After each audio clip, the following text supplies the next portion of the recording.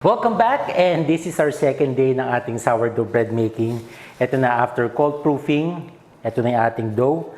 Now, kailangan ba talaga ng cold proofing? Well, not exactly, kasi kung medyo busy kayo and after all that preparation, yun naman talaga kailangan i-bake pa agad. Pwede nyong ilagay sa fridge para lang ma-delay, mapabagal yung fermentation niya.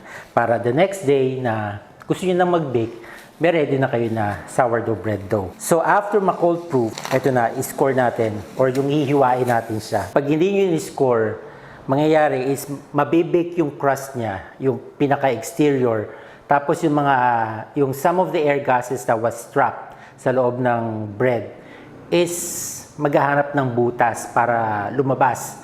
Since buo na yung crust niya, baka pumutok yan kung saang area sa bread. Kaya kailangan ng expansion score or yung kinakat sa gitna para dun mag-escape yung excess air na na-develop dun sa ating dough. And also, para may decorative scoring, yung naglalagay ng mga wheat design or leaf design or kung anumang design na gusto nyo.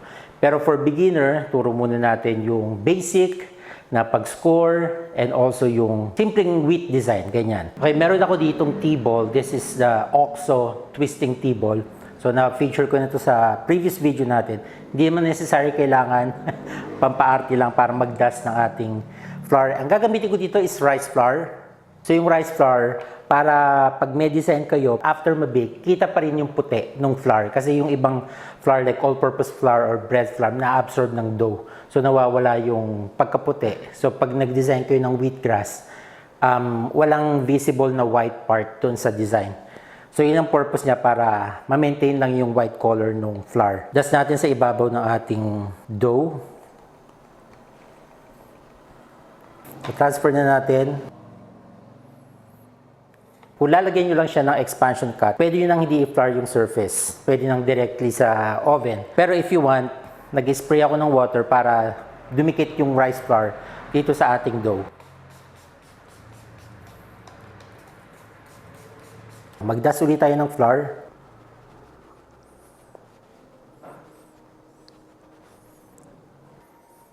I-brush off nyo lang ng konti. Now, for scoring, kailangan nyo ng blade. Huwag kayong gagamit ng cutter or knife kasi masyadong mataba yun. Etong blade na to yung gagamitin natin for scoring. Nabili ko lang siya online. Hanapin nyo lang bread cutter or parang gato. Hindi ko alam kung ano yung sinearch ko. Basta sourdough blade, lalabas naman yon. Or yung iba ginagamit yung bread lang. Yung may handle siya tapos nasa dulo yung blade. Pero ito yung mas madali for me kasi mas malapit ako sa bread. Mas ako control ko yung cut na ginagawa ko. So gawan muna natin siya ng isang expansion cut. Mga half-inch thick. Pwede kayong mag-cut sa center o kaya medyo nasa right side or nasa left side. Tapos yung design dun sa makapal na part. Kailangan dito mabilis and confident kayo mag-cut. Isang hilahan lang, hindi yung parang naglalagari kayo. Okay, hiwain na natin. Confident and quick cut. Medyo sticky lang. Mamaya after 5 minutes of baking, lalagyan pa natin ito ng hiwa. And then for the wheat design, pwedeng simple lang, medyo mababaw lang yung gagawin yung pag-cut. Ganyan lang, one sa top.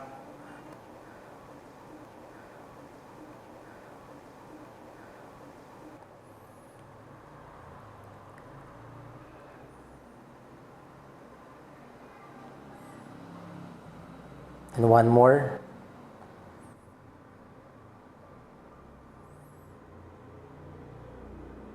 Ganyan lang. Simple lang yung ginawa nating design.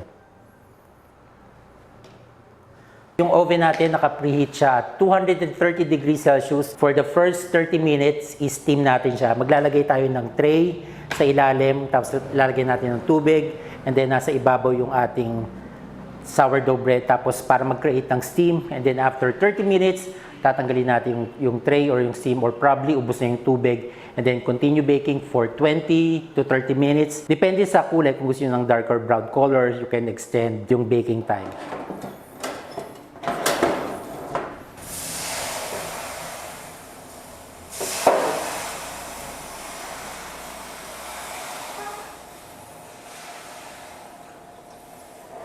And then pwede nyo yung isprayan yung loob ng oven on top of the dough.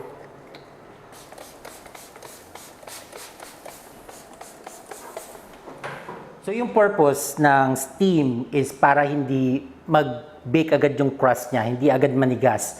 para magkaroon siya ng time para sa tinatawag na oven spring or yung pag-alsa ng dough. Alright, so tinanggal ko muna around 6-7 minutes. So lalagyan natin ng hiwa dito para umangat siya after ma-bake ng ating bread. Lalagyan natin siya ng hiwa sa ilalim para yung ear niya nakaangat, para maganda yung itsura. So okay na ako dyan. Balik na natin sa oven. Na-bake na natin yung ating sourdough bread. I'm very excited. Ang ganda ng oven spring. Mataas siya. Ang ganda ng browning. Ito yung gusto ko sa sourdough bread na itsura niya and yung color. Very rustic yung itsura niya. Saka yung kulay niya. So I bake this for, again, 30 minutes with steam and then tinanggal ko yung tray na may tubig and then bake it for another 30 minutes. Pero actually, mga 20 minutes, okay na siya. Gusto ko lang ng medyo brown pa, kaya in-extend ko yung baking. We'll have to wait for 1 hour para lumamig yung ating sourdough bread before nating hiwain. And makita natin yung loob niya or yung tinatawag na crumb. Moment of truth. Ka-crumb reveal na natin. Kinakabahan ako kasi yung mga ibang na-bake ko previously, okay siya sa labas, maganda siya. Paghiwa ko, yun nga, close crumb, tapos medyo gummy yung crumb or yung pinaka-bread niya. Ito yung belly na tinatawag, yung parang chan ng ating bread. Ito yung ear.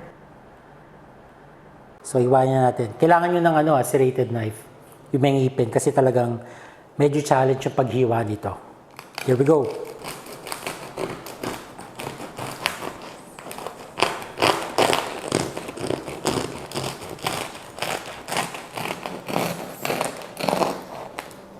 Ito yung wheat design natin, oh.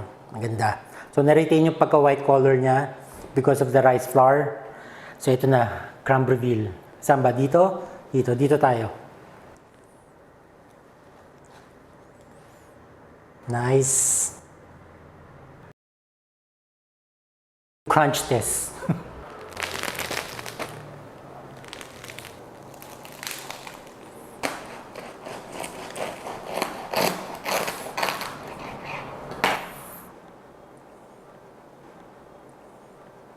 Tikman na natin, guys.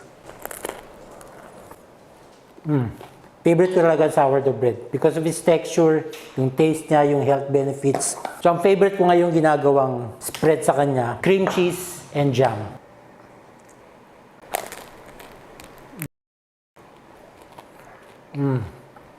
I hope maging successful lahat ng gagawin yung sourdough bread in the future.